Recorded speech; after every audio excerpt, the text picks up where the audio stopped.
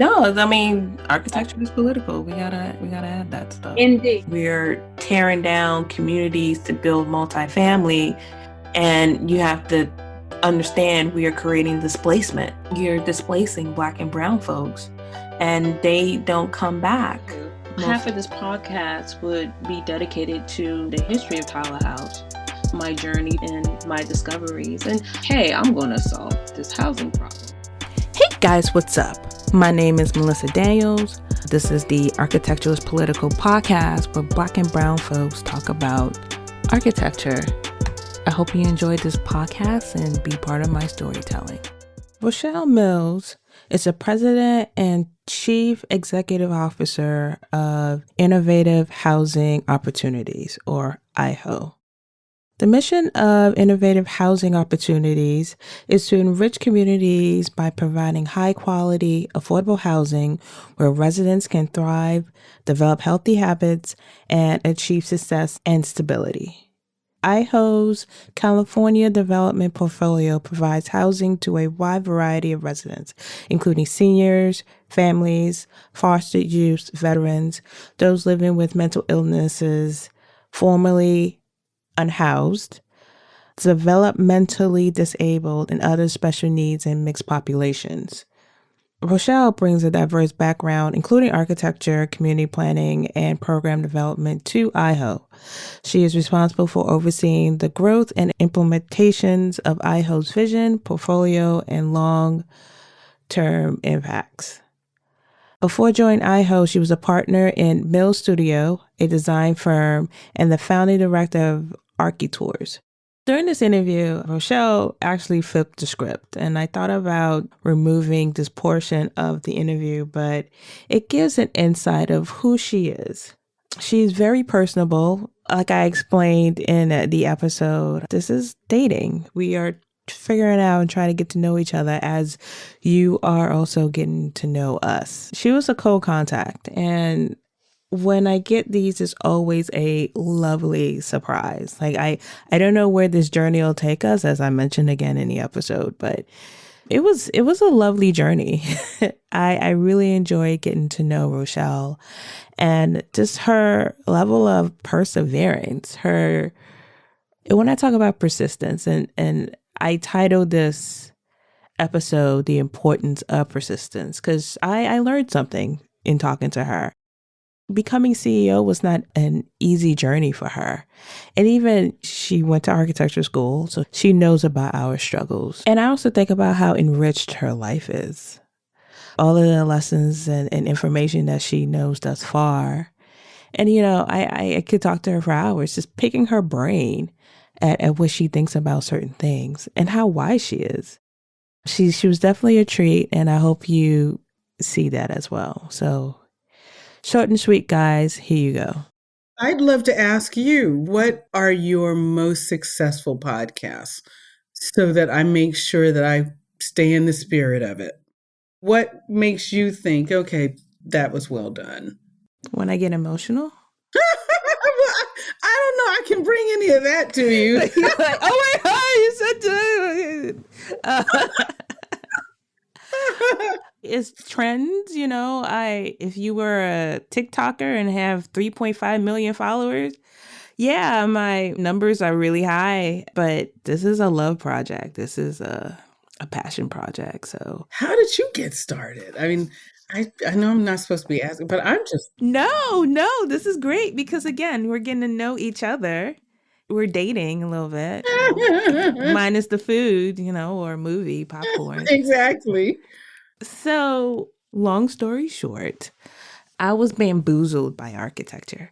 So I grew up in the housing project, and I thought that architecture would be able to solve the housing problem, make my living conditions better. And then I went to school, and it didn't happen. And I'm excited to talk to you because you are doing something that I've always wanted to do. I could not get a job in that sector. Like I've done multifamily, but it was with a developer, it's for profit. It's, I have to put these units in here, that type of Yeah. thing. But overall there's a penthouse and a door person on the other side. But in the nonprofit, affordable, low income housing arena, those people, A, did not look like me, and B, didn't want to hire me because I didn't go to an Ivy League school or I just didn't have those connections. So when I heard about you, I was just like, oh my God, like, and even though, again, like I mentioned, you're well documented, I always think it's a different conversation when you have someone who looks like you. When I started listening to architecture type podcasts, is always people who didn't look like me, didn't talk to or explore issues that affect me. And when they do have a Black and brown person, it's like David Adjaye, like somebody super He's famous. the one that represents, everybody. Versus, and then every other mediocre architect is on that podcast. And like people I've never heard of. And, and I'm like, there are a lot of mediocre Black and brown people that I love to hear from. Yeah. It's interesting. When I was really young, I remember when I decided I wanted to be an architect.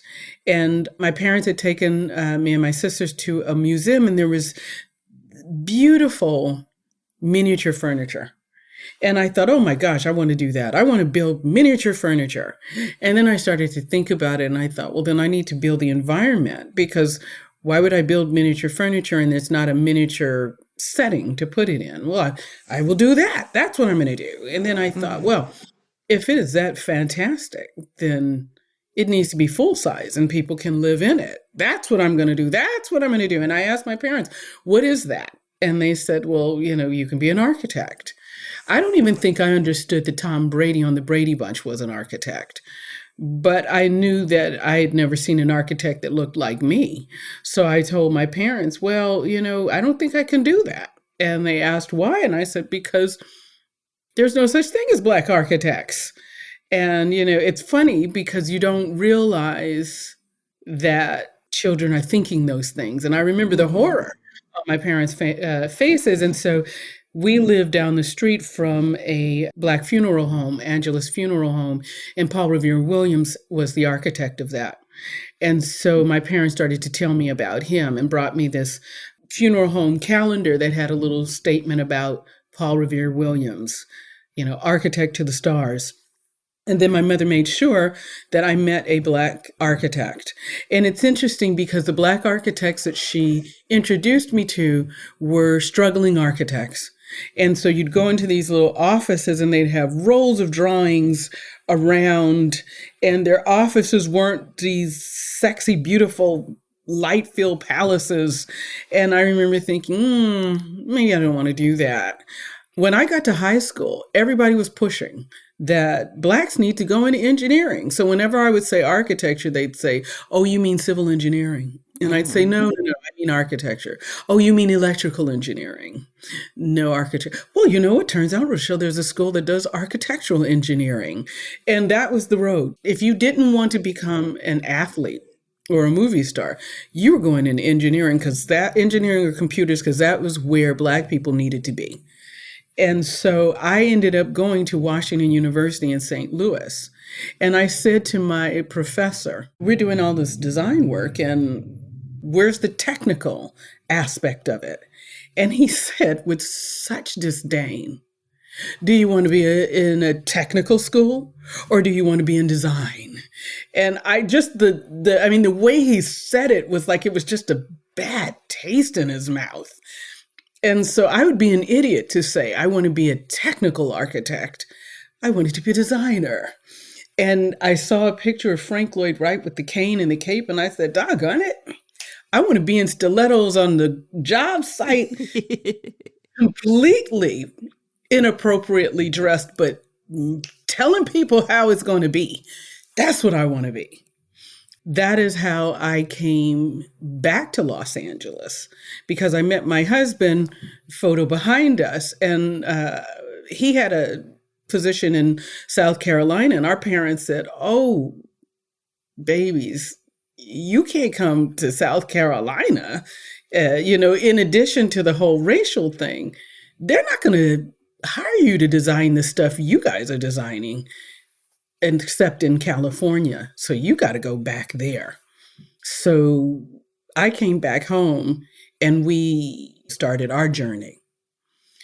I ended up going off on my own because we were both working for the same studio.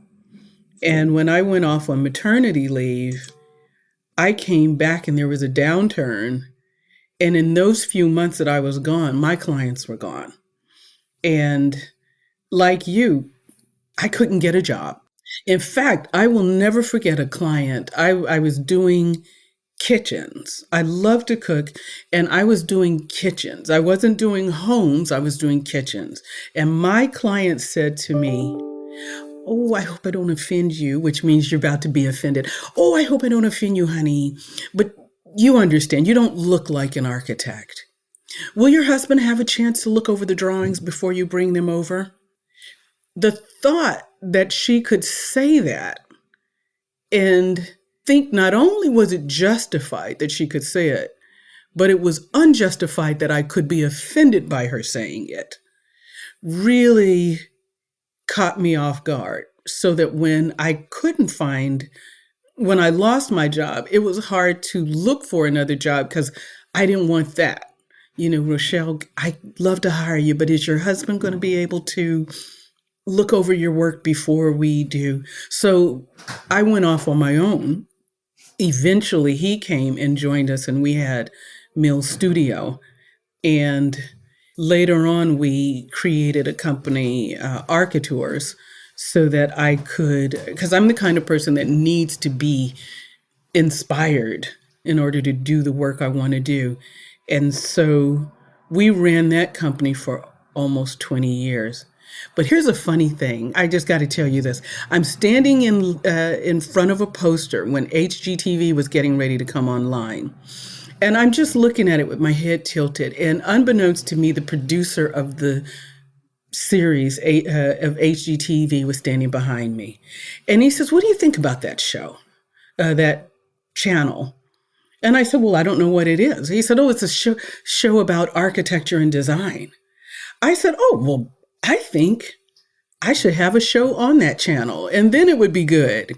And he said to me, "Oh, that's interesting, but I don't think you could make a series showing Black architects." And I thought, what kind of comment was that? And I said to him, "What makes you think that is all I'm capable of doing, but that it wouldn't be of interest to anyone?" It was surprising that was his gut reaction. Mm-hmm. That was Mm-hmm. gut reaction. I said, you need to see what people are doing because I don't know what you're thinking we do. And so I went to show him some of my work, some of my friends' work. I'm in the National Organization of Minority Architects. And he said, "Oh, well, then I'd like to feature some of that work." And my thought at that point was my responsibility, and I never did get licensed, but my responsibility is not to demand that people take me seriously, but to show them why it is their loss that they don't. And that's where I feel I am in affordable housing, is now I actually get to hire the architects and I get to show people, not demand that you take us again seriously, but I get to show people. People always say, you guys' work always looks so great. And I get to say, here's the team. The team looks like the communities they're serving. Mm-hmm. Right. That to me is a position of power that I never anticipated that I would be in. So going back a little bit, it was a necessity that you started your own business. Did you always have the entrepreneurship in you, or it was just like, I can't get a job, I don't want people to keep asking me for my husband's? Yeah, I will say I was fortunate to have grown up in an entrepreneurial family by requirement. My mother, I remember when my mother was in her 40s, she was an at-home mom and had then gone out to work. And there were jobs that she had that just really excited her. But when she turned 45, she said, it's hard to get a job at this age.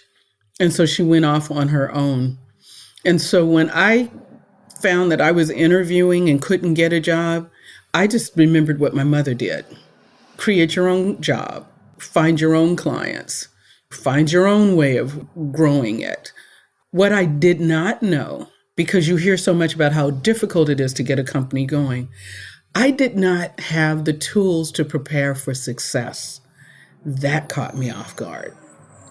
I was used to hearing what the guy from Sinitel had said, what my client had said. It never once dawned on me that I would put out my shingle and people would call. And I didn't have the tools to scale up. I remember an unfortunate story. I remember I was getting my tour company off the ground, and I remember meeting someone who just was so excited about what I did. And he said, Rochelle, I'd love to host a party and invite all of these leaders in the arts field to come and hear you. Because they'll get so excited. Here's the thing, to this day, it's one of my most cringeworthy moments. I had never known how to speak to a crowd like that. And I didn't know how to tell him, I need your help. I need a mentor. I need you to be my sponsor and walk me through this. So guess what I did? I didn't go. I just didn't show up. And the next day, he was so hurt that he had put this dinner party together and the guest of honor never showed up. But he could see in my eyes that I was in over my head. And he didn't make that mistake again. I don't want that to happen to anybody else. I want to make sure that people don't count themselves out. We've got to teach each other how to be successful. And I think what we've done is done a good job of teaching people to anticipate failure, but not how to plan for success. There came a time in my company where we were on cable, we were in magazines, we had clients coming from overseas. It was me and my husband. We needed to scale up. I didn't know how to scale up, and I didn't have anyone I could go to say, here's what you need to do. To me, that was tragic. I want to make sure, and I have the opportunity through affordable housing, interestingly enough, to provide programs and create partnerships so that those residents that have that entrepreneurial bug don't have to dissolve a company rather than scale it up. How was that transition from being what you are now to what you were back then? So Architours to now IHO. It was, I'm not speaking in hyperbole when I tell you, when you have a company that you realize you can't grow, it is soul crushing. I don't know many people that don't walk around with their imposter person telling them on the other side, oh, you shouldn't do it. It's not going to work, But to feel to the core that you are a failure is a hard thing to do, because it's hard to market yourself when it shows that you don't believe in yourself. And to have been at a company and to have lost your job, it's hard. And then start your own company and see it growing and know that you don't have the capacity to take it forward. It's, here I am again. I'm a failure again. I remember doing a tour, going to Chicago, taking everyone there. My husband hates when I say this, but I remember very well knowing if we didn't get tips from the end of that tour, we didn't have gas money to drive back to LA. I mean, that is soul crushing to know that you are designing $1 million homes for people and you can't figure out how to get back from Chicago. When I knew I needed to take another job, I was fortunate because I have a twin sister who's an interior designer, and her husband, she met at a NOMA meeting, who's an architect, and they had a contract to do construction oversight for HUD properties, and said, Rochelle, will you help us do this? That helped cover our meals. That helped us cover our life expenses. And that was with overseeing the construction of a project for, at the time it was called Irvine Housing Opportunities. And when that project was done, the board contacted me and said, we'd like to add some staff and determine where we want to go. Would you mind joining our staff? And I got to tell you, Melissa, I didn't know anything about affordable housing. And I remember having a serious come to Jesus meeting. And I mean serious. I talked to Jesus. And I said, Lord, I don't know what I'm doing. And I don't know, we don't know where our next paycheck is coming from. But if this is from you, I will do it. And so I said to the board chair, who was a Black man, and I said to him, I tell you what, I don't know anything about affordable housing. I work out of my living room, so I don't like commuting. I am a woman of leisure trapped in the body of a peasant. And I said, I have been told I have a bad attitude. So if you want me to come, I will see you on Tuesday. And he said, we'd like you to come. That's how I came. I said, God, that must be from you, because who would hire someone? You laid everything out on the table. Yeah. And I said, if this is what you want, I will give it my all until God says it's time to go home, Rochelle. And throughout, I've been at IHO now since 2006. And there have been times when I have been, I'm out. And my husband will say, get it out of your system and go back in the next day. I asked to be the CEO not once, 4 times. 4 times. And to be told no 3 times by people who look like you, in addition to, that they're your advocates, and you think, so if you guys don't think I can do it. But I will tell you this, that each time they told me no, and I would say, God, am I supposed to be here? And I would feel in my soul, you need to stick around. I think, okay, well then what am I not learning? And I do believe I had so much to learn, but it was a Black coach that actually coached me through it. So what were you lacking? When I first came into affordable housing, and we had 1 property, and to want to lead an organization and not actually have role models that I can see at that time, it was too young. I didn't have enough expertise. What I would have liked and what would have been a better suggestion was, let me help you find someone who can coach you into this. That's where I differ, is when I have staff now, I start admin assistant, entry-level project manager. I say the day they come in, where is it you want to go? Let me help you get there. If it's not with us, let me help you get where you want to go. If CEO is where you want to be, let me help you chart that path. And I am sincere with that, because I don't want to happen to somebody what happened to me at that dinner party, where they're so intimidated they just don't show up. And I find what people of color will do is they will chart out a 10-year path.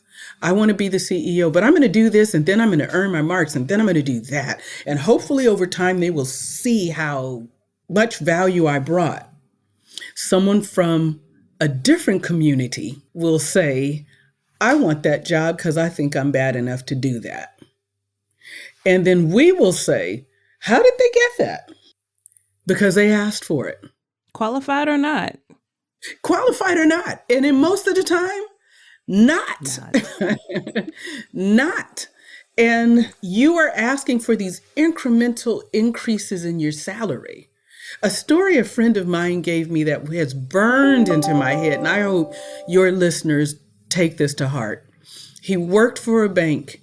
He would tell people when they would tell them how much they loved him, put it in writing. So he had the proof he was an excellent asset.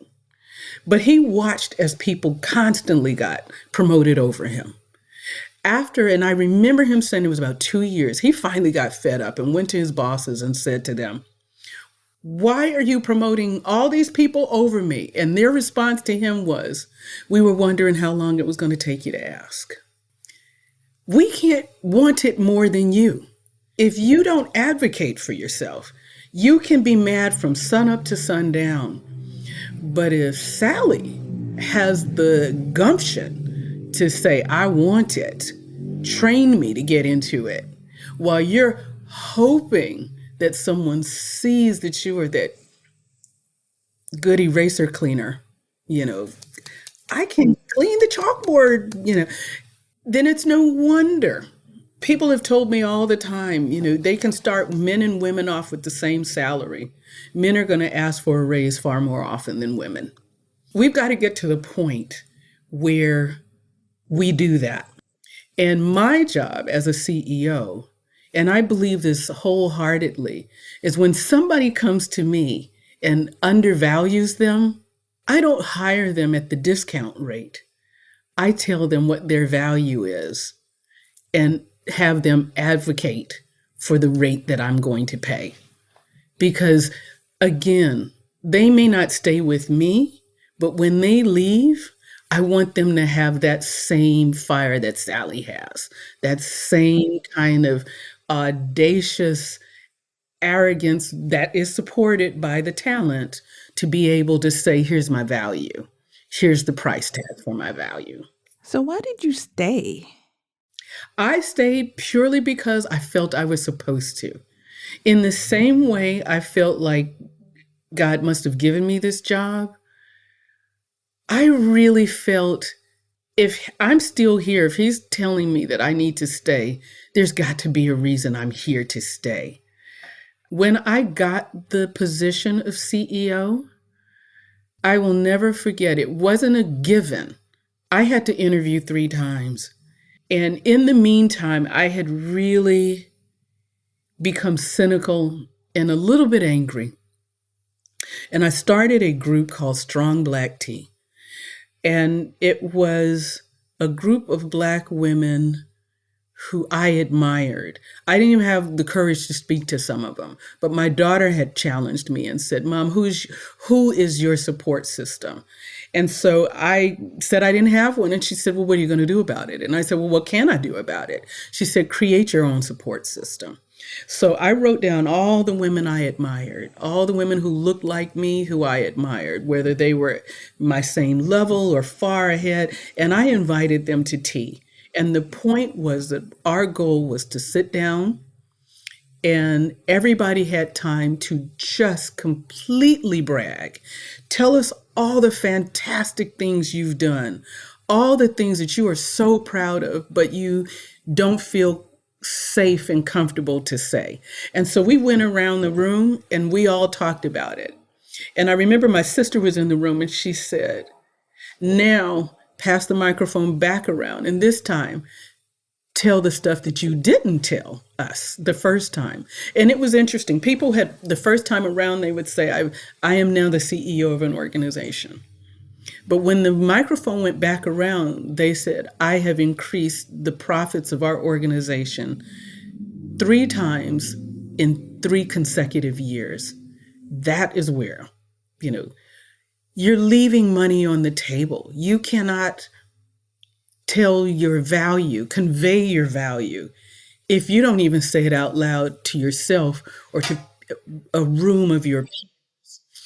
And so one of my peers, they would always say, "Why are you still there, girl? Why are you still there?" And one of my peers came to me and said this, "Rochelle, you need to go where you are celebrated, not tolerated.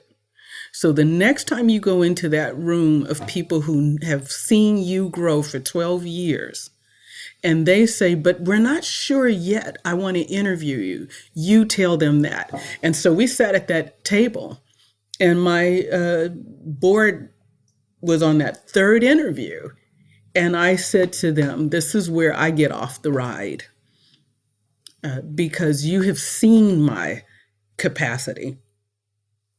And I will go where I'm celebrated, not tolerated. I will never forget when I left that meeting, I was no longer the employee asking to be taken seriously. I was the executive that they were missing. And they called me back after that and said, we apologize, and the job is yours. I think it was my mindset. I needed to be convinced myself that I was the right person, and to be able to say it and be willing to walk out. When you're not willing to do that, you hang on too long, you stay in a relationship 1 week too long, you know, those kinds of things. So I felt I was supposed to be there, but as my coach told me, you know, Rochelle, you want them to celebrate you, but you haven't given them the language to celebrate you. Learn how to tell them why. And when I learned how to do that, it was interesting. People will parrot back your value. You will say to them, you know, I can do this. And they will say, you will hear them say to you or to other people, do you know this is the person who did X, Y, Z? And I think, my gosh, I didn't tell them. I assumed, as my friend did, you can see all the hard work that I'm putting in. You know what I'm doing. Maybe they did, but it was infinitely easier when I wrote the script for them. Then they can tell me. Wow. The things you've experienced all throughout, from WashU till your position, when you first became head of IHO, how has your mental health been? And I know it's in stages, obviously, but Yeah. just the discrimination part. And we don't talk about this, even the misogynistic part of Black men, to be quite honest with you too, because you're a Black woman. Yeah. How? Like, how did you handle it? My mother and father used to say something. Again, it didn't make sense when they used to say it. They said, you'll take it until you don't. You know, at some point you get to the point where you realize, I'm not asking for permission. I'm just letting you know, you know.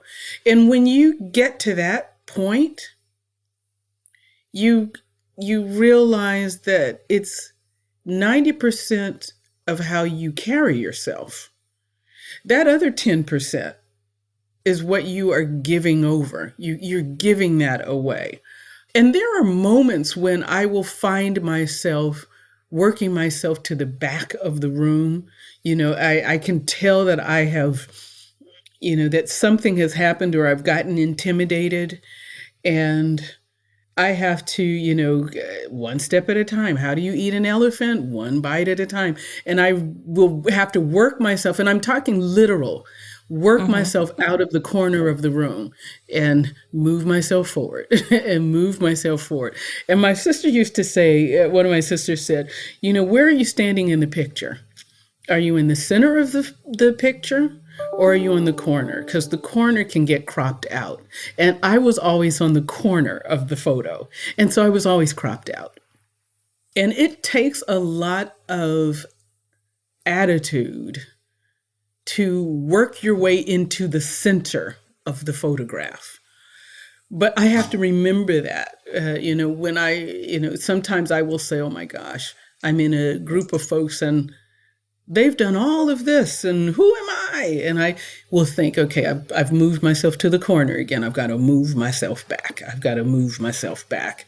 Sometimes it's more comfortable and easy to do than others. And sometimes you can spend too much time wallowing in self-pity, and I do that. But we really don't have time. And I think about it the way my daughter says, what are you going to do about it? And I think, okay, Rochelle, I don't know how, you know, what my period of time is in this role, but in this role, I have the ability to affect change. And so I can only do what I can do. So the key is to not do it. I hope that doesn't sound simplistic, but what can I do right now with the contracts we have? And knowing people like me who have businesses like me, architects who have been in this field for 20 years and still don't have the contracts they would like to have. Well, guess what? I am now in a position to sign those contracts and to ensure that they are included in a partnership that gives them meaningful experience that they can use. We are not looking at tokens here. And so it really is, why did I stay that long? Why did I take that? Because I really felt that God had put me in a position to learn what I could so that I could do what I could. And so I will go to architects now. And we had to grow. I had to grow through at IHO by partnering. It's not fun. It's not always sexy. Sometimes you are the gum on the bottom of your partner's shoe, but you pay your dues and you move up. I wish I had somebody who I didn't have to pay dues as long as I did. But I will say to someone, I really love to work with you as an architect, but I can't work with you unless you reach back and pull someone else along. And used to be that they would say, without missing a beat, oh no, with the liability insurance, the time, it really costs us a lot. I have the luxury now of saying, I won't sign your contract. And before you put in Black Firm 101, let me read through it to see what their role is. That whenever you are doing your marketing, that their name has to go with it. That when you are doing the photo shots, that they have to be in the shots, that they have a meaningful role on it and a meaningful title attached to it so that they don't have to be a partner for 3 years, that they can take this and run with it. And I say with the same veracity, though, to my brothers and sisters in the field, do not take me down. If I'm going to bat for you, you better show up, because I've had too many folks, and we all know it. We've got people in our families like this. They will, but Rochelle said, but Put your name in it real quick.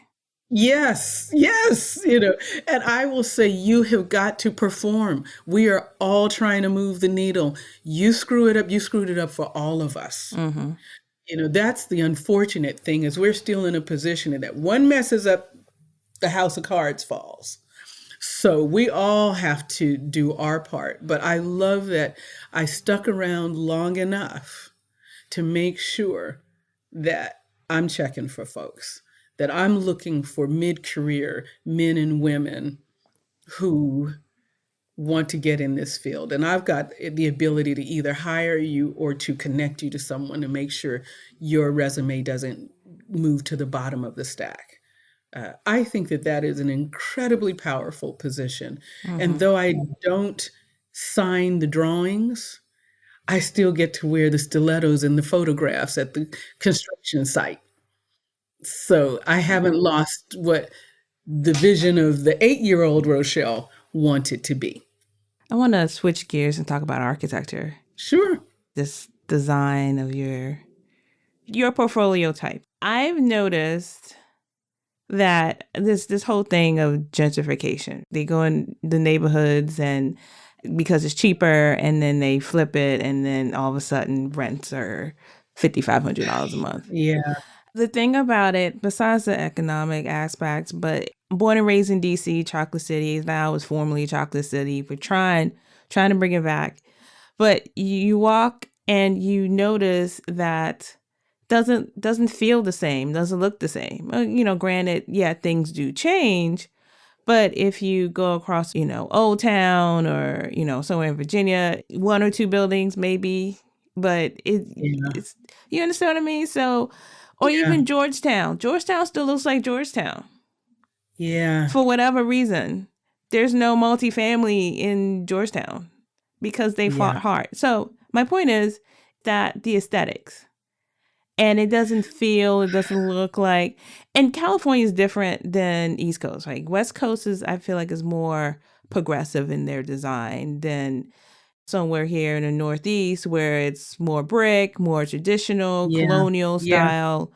So in looking at a site and building on it, are you thinking about how we aesthetically trying to make the community Oh, more? gosh, yeah.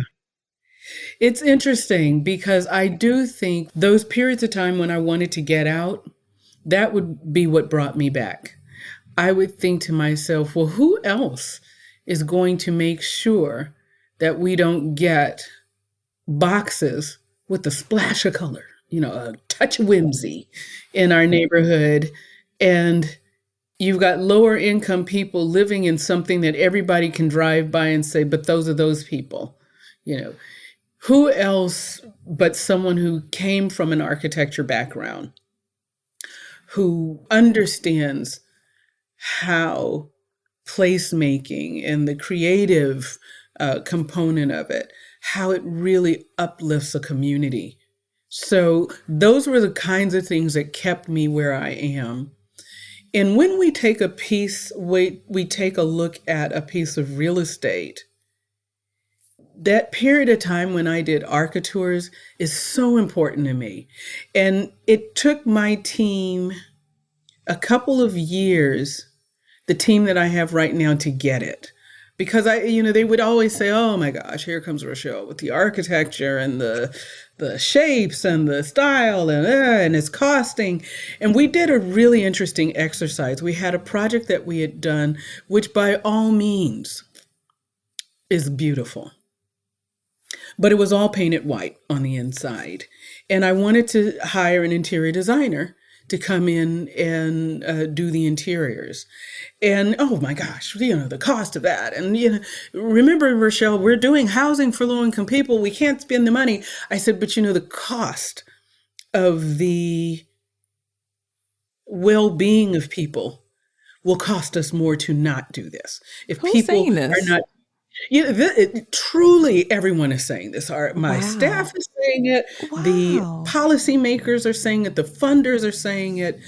But we went back, we massaged the budget, and we had a second interior designer come in. And this time added accessories, color. On the exterior, we added some, we took care of the landscaping, etc. And we took photos from the exact same positions. And I went back to my team and I said, now we're going to look at better and best. Yes, this is better than what most people have. But was it the best that we could do for the resources that we had?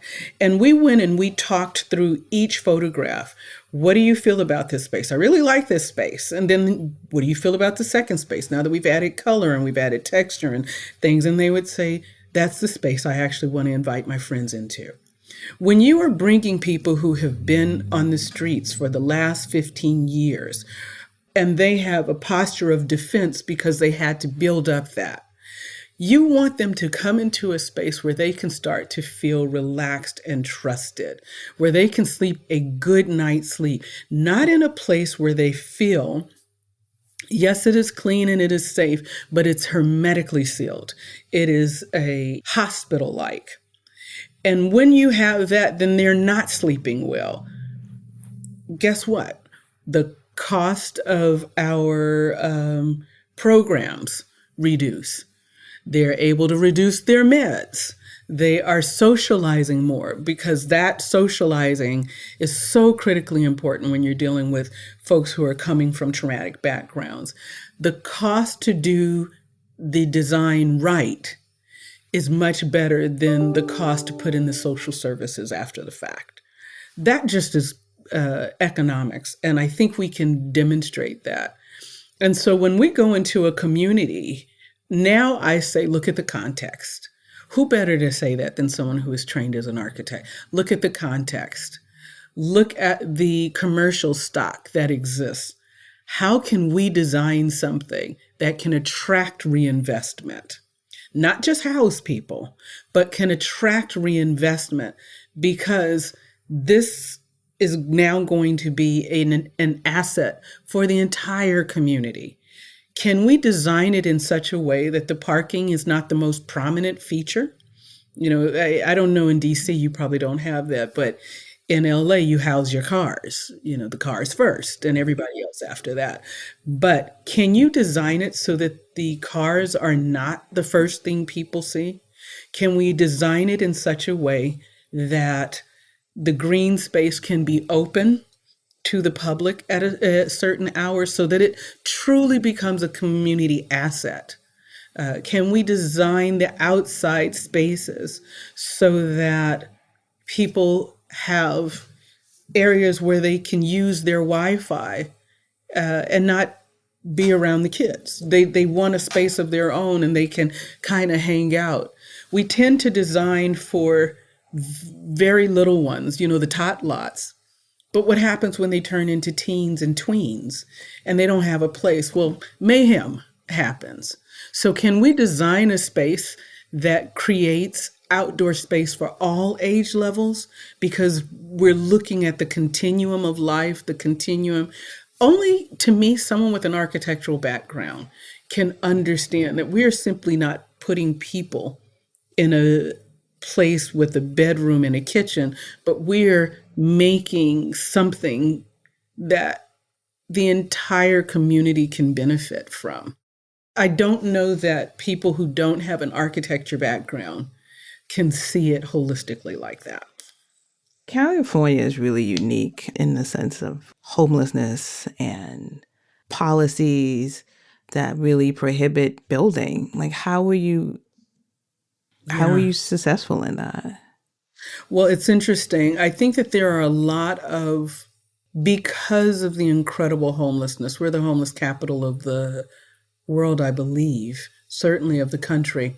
There have been a lot of ballot measures that have targeted money towards that. I think, though, that we tend to chase headlines. And so we tend to develop housing around what is the media darling right now. When I first came into this field, it was seniors. Then it was veterans. Then it was homeless veterans. Now it's chronically homeless and permanent supportive housing. And each time they make that decision, each time there's a voter initiative and it makes that decision, the one before it gets tossed out. So if you were doing a senior project and homeless is now, it's only homeless seniors. And so you've got to modify that project. What I believe to my core is that it is a mix of incomes and a mix of populations that will be successful. If you are only developing and putting money aside for homeless, there are a lot of people who are teetering. That means that we can't help them while they're teetering. They have to fall off the cliff before we can help them. That to me is unsustainable. I don't even think, I think it's inhumane. But what people say is, well, if they can do better, they should do better. We'll take care of these. Well, if you take care of them all, if you build for the distinctions below market and luxury, because you're losing that's the term, the missing middle. And that's what they're referring to. All of those people who can't afford to live in those market or luxury homes, but those who have a little too much to be able to live in the deeply affordable. But if you could put it all together, imagine that, you are a person who doesn't know that you could do better because you have, like I had talked about, you're beating yourself up every day over the bad decisions you've made. But now you see your neighbor is doing some things and you can go to your neighbor and say, well, how did you do that? And your neighbor becomes a peer mentor. This is how you do it. All boats rise. You have a tendency that all boats rise. Right now, what we're doing is we are concentrating the housing in areas along transit. And transit is typically in urban areas, which means we are concentrating poverty in urban areas. That to me is criminal. Because if you put all of the folks with the lowest education, and this is not at all meant to villainize folks who are struggling. But if everybody around you is suffering the same as you're suffering, who are you learning from? Who are you mimicking? I think about it this way. I remember when I was a young parent and my daughter was in school, and there were a group of parents who always seemed to know what was going on. They always seemed to know how to get their kids going somewhere. And I remember when those parents got up and left the school, I had just been voted parent organization president. That moment after the vote, I resigned and followed those women because I said, I know those kids are going somewhere and I've got to follow and figure out what they're doing. If we were to think about housing in that same way, where we put folks who have had a hard time with folks who are figuring it out and folks who have it figured out, we're going to create that pipeline of people moving into their own American dream. I think that that's what we should be doing. It seems like we're always late. We're 3 steps behind a trend. You're just putting Band-Aid on a wound that's healed. Does that make sense? Yeah. That's what it seems like. I do find that. I think that what we're doing, again, when we're looking at it as only publicly funded, we're responding to something that was elected. And the election is around what the crisis was or the fire coming up to that election. So by the time somebody gets in and the vote is made, we're addressing a problem that was probably 2 or 3 years old. We're not set up with public funds to be able to address it and course correct in real time. That's where I think putting public and private resources together is important. For our organization, we talked about what we could do if we had our own money. And a lot of organizations are thinking the same thing.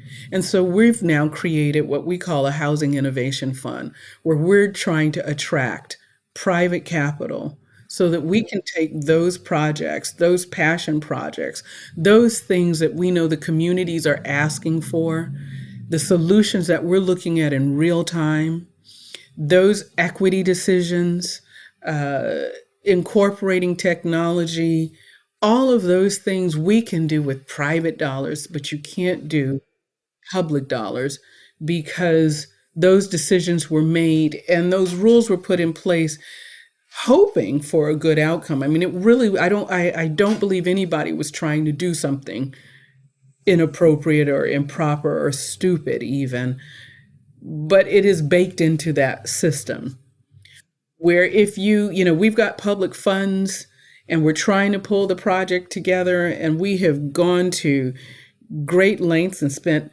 hundreds of thousands of dollars to design a project for this particular funding source, only to find that as we're getting our application done, the rules changed and we're no longer eligible.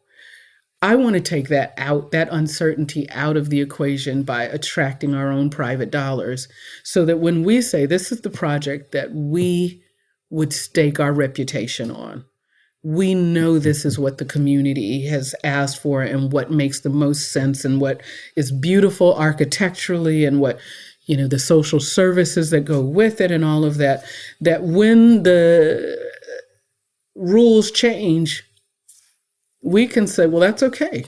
We can write our own check. We can move this thing forward.